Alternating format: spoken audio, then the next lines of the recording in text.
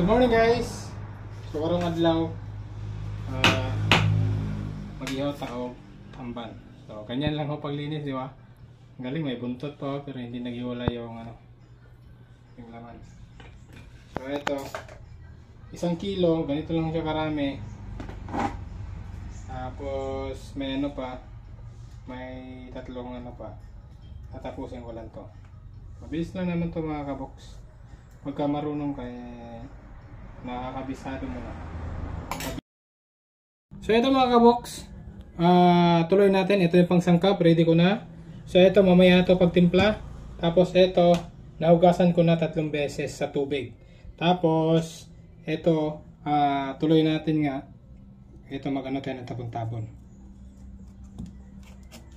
Pero ito yung wala sa sa Pampanga. Ito yung tabon-tabon. Ito, bali gaganyanin natin ganyan para makuha natin yung katas mamaya-maya.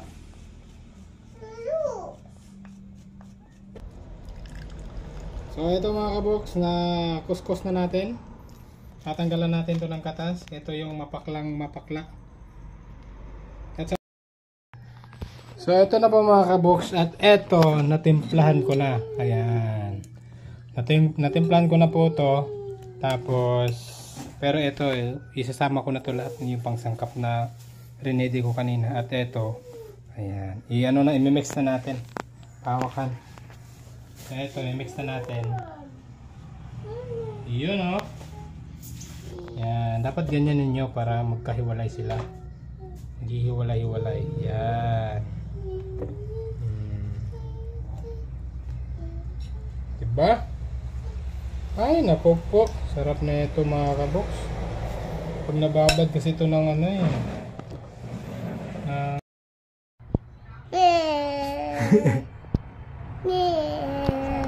hindi na. Kapatan ako Ay, ikaw na ba ikaw? Oo, unsa man na siya? Unggoy. Unggoy. May atro kagwapo, wani palaway oy. Ano? Unsa to gitudlo ni Kuan? Ano to ikaw Nanay. Unsan pag unggoy? Tutro. Otro. Tudlo ni nanay na? Lagi otro ikaw unsaon? Unsa sound sa monkey?